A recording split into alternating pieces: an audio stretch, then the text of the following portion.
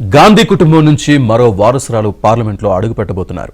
వయనాడు ఉప ఎన్నికలో ప్రియాంక గాంధీ ఘన విజయం సాధించారు. అన్న రాహుల్ను మించిన మెజార్టీతో గెలిచి రికార్డు బద్దలు కొట్టారు.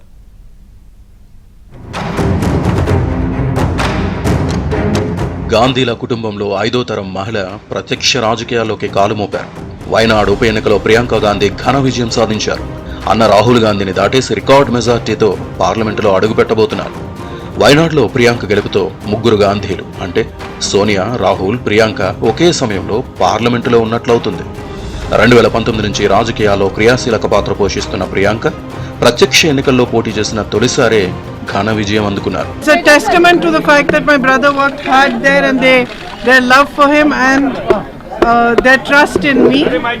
So I feel it's a great honor and I will respect it fully. You got a you expect this much majority, ma'am? Huge majority. I just was happy getting the love of the people. You are elected. What your next plan, ma'am? So when you are going together? Now soon, in the next 2-3 days, as soon as my brother starts. So any also Maharashtra. Let's see what happens. ప్రజాప్రతినిధిగా ఈ ప్రయాణం కొత్తేమో గాని ప్రజల తరపున పోరాటం నాకేం కొత్త కాదు. 30 ఏళ్లుగా నేను గృహిణిని. పిల్లల సంరక్షణ, కుటుంబ బాధ్యతల విషయంలో ఏమాత్రం వెనకడుగు వేయని నేను ఇప్పుడు మీ సమస్యలపైన అలాగే పోరాడతా.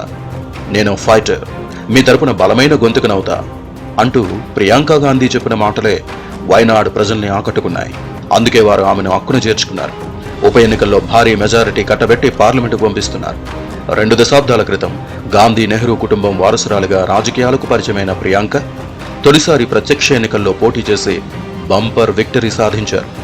నాన్నమ్మ ఇందిరాగాంధీ పోలికలతో నేత చీరల్లో ప్రచారకర్తగా మొదలైన ఆమె రాజకీయ ప్రయాణం ఇప్పుడు లోక్సభ ఎంపీ దాకా వచ్చింది.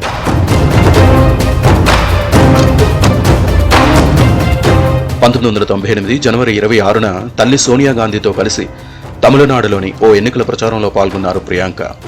అందరూ కాంగ్రెస్కు ఓటేయాలంటూ తమిళంలో చెప్పారు.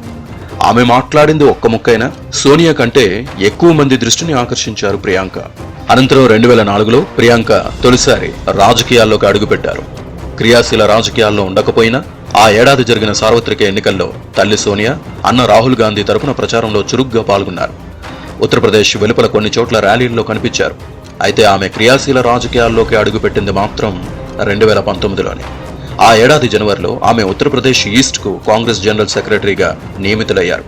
ఆ మరుసటి ఏడాది మొత్తం యూపీకి కాంగ్రెస్ ప్రధాన కార్యదర్శిగా బాధ్యతలు అందుకున్నారు.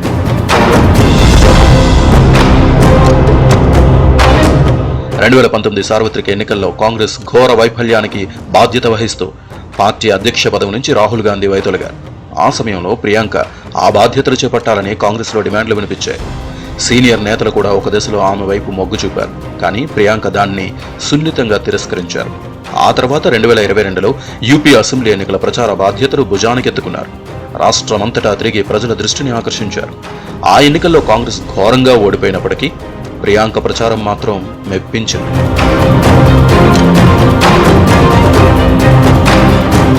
యూపీలో కాంగ్రెస్ ఓటమి తర్వాత 2022 చివరిలో జరిగిన హిమాచల్ అసెంబ్లీ ఎన్నికలతో ప్రియాంక యావత్ దేశం దృష్టిని ఆకర్షించారు. ఆ ఎన్నికల్లో తెర వెనుక ఆమె అన్నీ తానే పార్టీని నడిపించి విజయాన్ని అందించారు. అప్పటి నుంచి పార్టీలో స్టార్ క్యాంపెయినర్గా మారిపోయారు. ఆ తర్వాత జరిగిన పలు రాష్ట్రాల అసెంబ్లీ ఎన్నికల ప్రచారాల్లోనూ చురుగ్గా పాల్గొని పార్టీ గెలుపులో కీలక పాత్ర పోషించారు.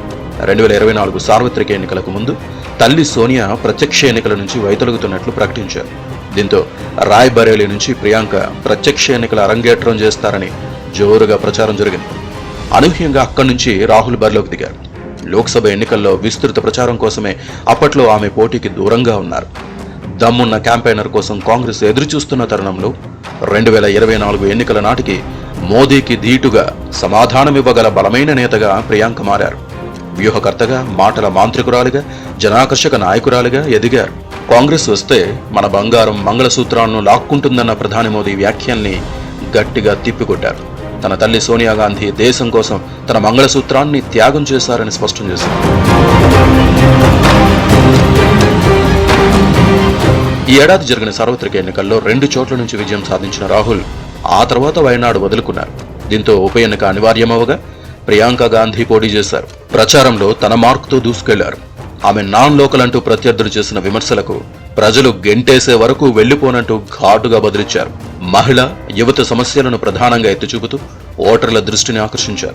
తాజాగా వెలువడిన ఫలితాల్లో భారీ మెజారిటీతో విజయం సాధించారు.